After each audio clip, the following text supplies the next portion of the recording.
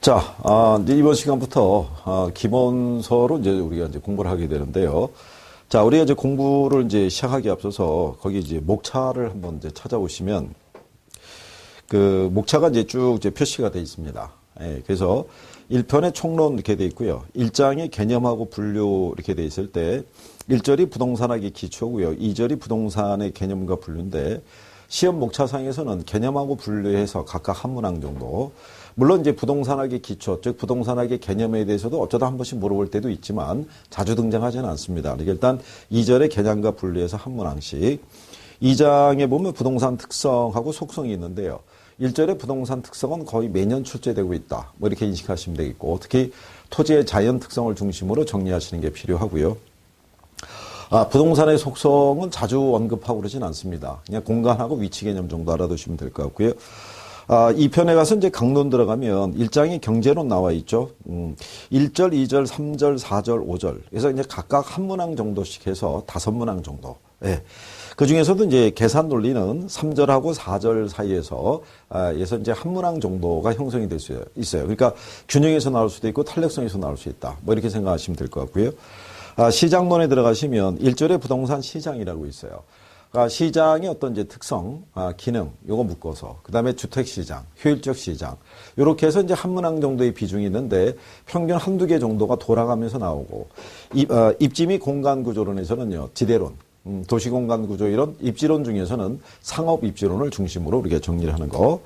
3장의 정책론에 가시게 되면요, 1, 2, 3, 4절이 있는데 각각 한 문항 정도씩, 그러니까 한 4문항 정도의 출제 비중이 있다. 이제 이렇게 이제 구별하시면 되겠고요. 4절에 이제 부동산 투자론이 있는데요. 1절에서 한 3문항, 그 다음에 2절에서는 이제 한 문항, 그 다음에 3절에 투자 분석 및 기법에서 한 3문항 정도, 그리고 이제 계산 문제가 하나에서 2개 정도가 이렇게 형성이 되는 게 투자론이다. 그리고 금융론에서는요, 금융하고 증권이 있는데 각각 2문항 정도씩 해서 한 4개, 그리고 계산 문제 하나 정도 들어올 수 있으니까 한 5개 정도. 개발 및 관리론에서는요, 이용은 출제 빈도가 높지는 않고요. 개발에서 평균적으로 2개, 관리하고 마케팅에서 각각 한 문항 정도씩. 감정평가로는, 요거는 이제 15% 내외를 내도록 돼 있죠. 그래서 평균적으로 6문항에서 7문항 정도 나오는데, 우리는 1장의 기초이론에서는 2절, 가치이론과 그 다음에 지역 분석하고 개별 분석에서 각각 하나 정도씩의 비중을. 그리고 감정평가 방식에서도요, 1, 2, 3, 4, 5절에 대한 부분에서 평균적으로 한 3개 정도 나온다고 생각하시면 되겠고요. 그 다음에 3장의 가격공시제도에서 결국 문제 하나, 이런 식으로 해서 형성이 되어 있다. 그래서 이제 단원별에 이제 몇 문제 정도가 나오고요. 어느 단원에서 이제 구성이 됐다는 것도 우리가 어느 정도는 유추할 수 있죠. 이게 이제 시험이 28회까지 시행을 하다 보니까 어느 정도는 이제 윤곽은 이제 드러나 있고 그 안에서 우리가 할 수 있는 범주 안에서만 정확하게 내용을 정리하는 게 필요하다. 이렇게 말씀드리고 싶습니다. 그러니까 너무 이제 어려운 쪽에서는 이해하고 접근하기가 쉽지가 않죠. 가끔 이제 저희가 이제 강의를 하다 보면 인터넷 강의를 듣다가 이제 시험이 임박해서 이제 이제 현장에 나와서 이렇게 잠깐 들어보신 분인데 인터넷상에서 들었을 때 이해가 되는 거 하고 이제 문제를 풀 때 그게 또 매칭이 잘 돼야 돼요. 그러니까 이제 우리가 기본서 내용을 가지고 이론을 한번 숙지하시고 난 다음에 나중에 이제 문제로 한번 보완을 한번 또 해보시는 거. 기본 문제로 이론에 대한 거를 문장으로 옮겨가고 마지막에 이제 동형 모의고사를 통해서 실전에 한번 대비하도록 자 이런 식으로 한번 진행을 해보도록 하겠습니다. 그러면 이제 3페이지 가시면 제일 먼저 하는 게 이제 부동산학의 기초 이렇게 나와 있죠. 이쪽에 그 부동산학의 기초 쪽은요, 학문적인 성격이 조금 강하죠. 부동산학의 개념 이런 거 많이 물어보니까. 그러니까 이제 이런 등지에서는 그렇게 너무 깊은 쪽까지 이해하실 필요는 없고, 기본적인, 이런 것이 이제 부동산 학인가 보다. 뭐 그런 정도로만 이해하시면 될 것 같아요. 그래서 여기 보면 이제 그 정의 관계도요, 학자들에 따라서 이제 여러 가지 이제 견해를 내세우고 있는데, 거기 보시면 이제 이 부동산 학이라는 것은요, 여러 가지 이제 현상이나 또 활동을 연구 대상으로 해서 그들 간의 상호 관계나 그 인간 활동에 영향을 미치는, 영향을 분석을 해서 그 안에 내재되어 있는 일반적인 원리를 도출하고자 한다. 이렇게 되어 있는데, 이거는 이제 이렇게 생각하시면 되죠. 우리 인간에게 필요한 어떤 뭐를 만들어내기 위해서는 이 토지라는 자원을 이용하지 않고서는 실상은 어렵다고 할 수가 있겠죠. 그럴 때 이 토지라는 자원에 대한 부분을 놓고 볼 때 소유권 관계를 놓고 보면 원래는 자연물이었다는 얘기죠. 근데 자연물인 토지가 소유관계의 변화에 따라 지금 개인 소유가 된 거죠. 그러면 이 사람이 소유하고 있다는 얘기는 민법상에서 소유권에 기초한 사용수익 처분할 수 있는 이 배타적인 권리가 주어져 있죠. 근데 문제는 소유도 자유고 이용도 자유라고 해서 이렇게 풀어줬는데 그 과정에서 여러 가지 문제가 도출이 되더란 얘기죠. 근데 그거는 개인 소유 토지를 잘못된 이용으로 끝나는 게 아니라 주변에 예를 들어서 주변 토지라든가 주변의 부동산을 이용할 때 많은 피해를 줄 수도 있다는 얘기죠. 주거지역 인근에 공장이 들어서거나 뭐 쓰레기 처리장, 산업 폐기물 처리하는 장소 이런 것들이 들어서게 되면 주변 공간에 악영향을 많이 줄 수밖에 없더라.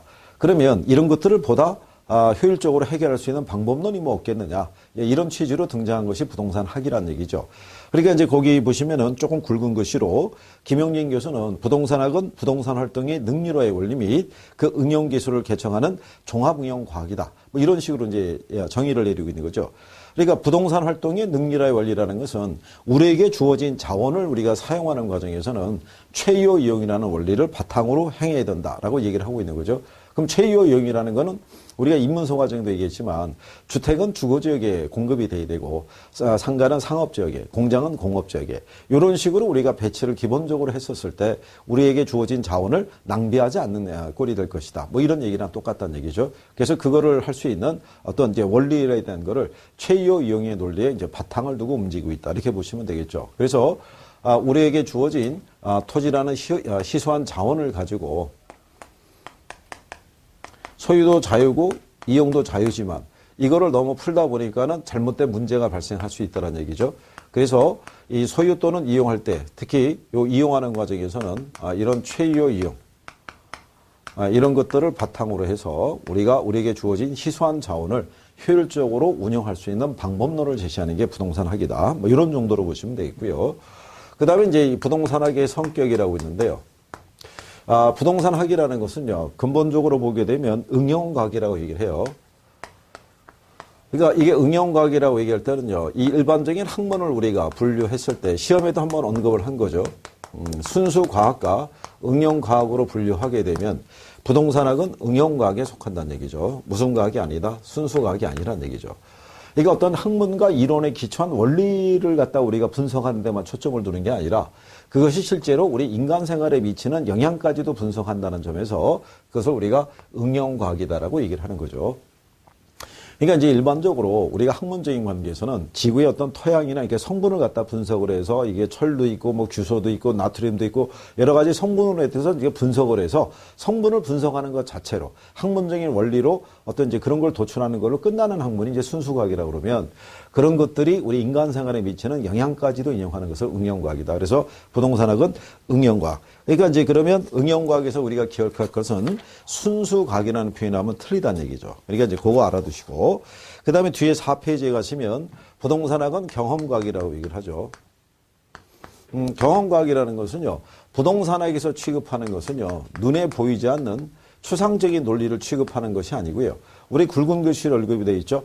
현실의 부동산 활동을 대상으로 한다는 점에서는 구체적인 경험과학의 성격을 띠고 있더라. 이렇게 인식을 하셔야 되겠고요. 그 다음에 이제 종합과학이라고 얘기를 하는 것은요. 부동산학이라는 것은요. 여러 분야의 학문적인 원리를 필요로 하고 있다는 거죠. 학문과 연계되어 있다. 왜냐하면 우리가 이 부동산이란 자원을 활용하다 보면은요. 어떤 건축에 관련했을 때 뭐 토양이나 아니면 크기와 모양 뭐 이런 것들을 기초로 해서도 이제 그 필요한 학문적인 원리를 받아야 되고 시장의 어떤 이제 상황, 경기라든가 이런 거 판단하려고 그러면 또 수요와 공급적인 상황 이런 게 필요할 것이고 건축을 할 때 건축법, 그러니까 관계 법규 뭐 이런 것들이 필요하면 또 법률적인 것도 필요로 할 것이고 우리가 여러 분야의 학문적인 원리를 필요한다는 점에서는 종합과학이다. 그 다음에 부동산학은 또 규범과학이라고 얘기를 하죠. 올바른 행위를 할 수 있도록 하나의 어떤 이제 기준, 가이드라인을 제시를 한다는 점에서는 이제 규범과학이라고 이렇게 표현할 수가 있죠. 그리고 이제 부동산학은 사회과학이라고 얘기하는 것은 자연 상태의 어떤 자연 현상을 연구하는 것이 아니라 자연물인 토지에 대한 인간의 행위에 대해서 나타나는 재반 여러 가지 현상을 우리가 분석한다는 점에서는 우리가 사회과학의 성격을 갖고 있다. 이렇게 인식을 하시면 되겠죠. 그러니까 이게 부동산학은요. 인간에 대한 어떤 행위라는 것을 통해서 나타나는 결과는 항상 자로된 듯이 정확하게 나타나진 않습니다. 그래서 이 사회학이라는 것은 확률론적인 사고를 갖고 있기 때문에 절대적인 사고를 갖고 접근하는 것은 아니다. 그러니까 항상 예외라는 것은 존재도 할 수 있다. 뭐 이런 쪽으로 이해하시면 될 것 같아요. 그러면 이 상태에서 여러분들 시험상에서 지문으로 활용한 건 요거 3가지 정도예요. 그래서 여기서 알아둘 거는 순수과학이라 나오면 틀리다는 거, 그 다음에 추상적인 논리라고 그러면 틀리다는 거, 그 다음에 여러 분야의 학문과 연계되어 있는 학문이구나라는 정도로만 인식하시면 될 거예요. 그 다음에 이제 그 밑에 가면 부동산학의 지도 이념이라고 있죠. 자, 그러면 이 이념에 대한 거는 뭐 얘기하냐면요. 부동산학은 뭐를 이제 추구하는 학문이냐 이런 얘기죠. 어디에 초점을 두고. 그러면 일반 학문적인 성격하고 똑같다라고 생각하시면 돼요. 그러니까 일반적인 지도 이념이라고 돼 있죠. 이념 중에서. 그러니까 일반적이라는 것은 보편적이라는 얘기죠. 그러니까 부동산학에서만 추구하는 건 아니고요. 법학이나 경제학이나 경영학이나 모든 학문에서 보편적으로 추구하는 이념을 부동산학에서도 추구하고 있다. 뭐 이런 얘기가 되겠어요. 그래서 여기서 얘기하는 거는 효율성이라든가 또는 형평성 등의 바탕을 두고 있다. 뭐 이런 얘기죠.